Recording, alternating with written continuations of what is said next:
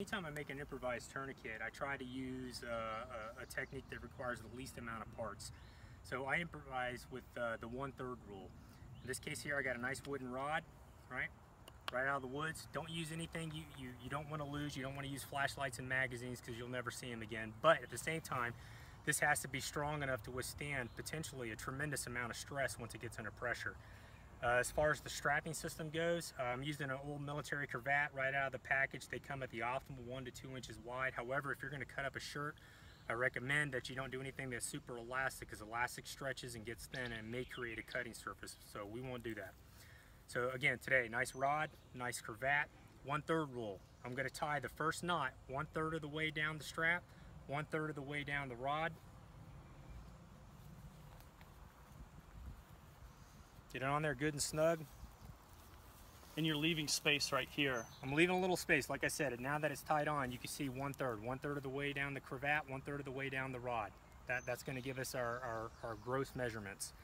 Now, just like we did with the cat tourniquet, I'm going to place this tourniquet very high on my patient's leg, doing my best to avoid catching the patient's genitals in there if it's a male.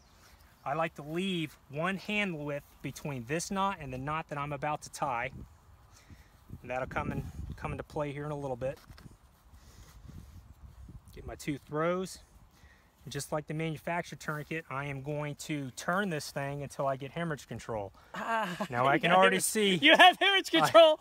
You can already see we got a tremendous amount of pressure, but because I was smart with my knots, I can now secure this thing without having to lose any pressure.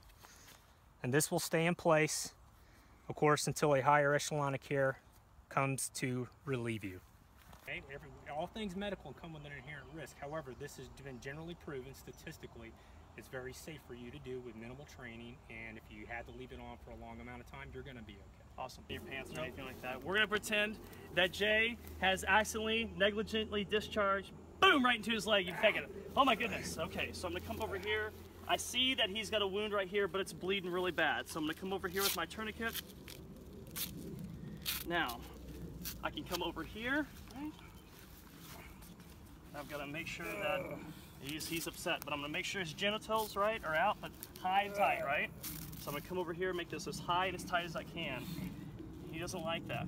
And I'm going to take this now, one's less, and I'm going to tighten it down as hard as I can. Keep tightening, I'll tell you. Okay. You have hemorrhage control. I've got hemorrhage control. It's going to stay locked in there. It's going to go over here. From here, I may want to call 911 where my phone is, and then if not, if I've got a fireman's carry him or take him off, I can go do that. It's as simple as that, okay? So here we go. I'm fiddling partner with my gun, and boom! Oh my gosh, I took one in the femoral. Oh my gosh! Are you hit anywhere else? Are you hit anywhere else? I don't think so. Sit still, sit still. I got to put a tourniquet together. I Stand by. shot myself. Hey, somebody go call 911. Tell them we've had a training accident.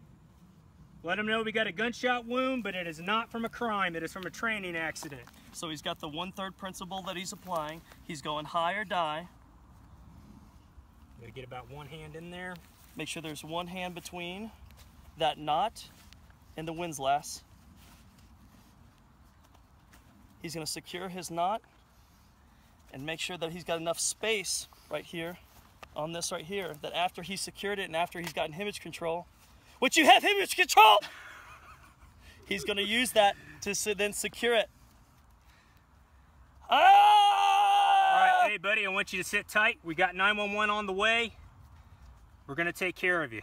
Somebody else get the evac vehicle prepped, and I want you to send 2 people out to the driveway to make sure the EMS guys know where to go. Now notice that he has to make sure that this is secured. The further this knot is right here, the better off you're going to be.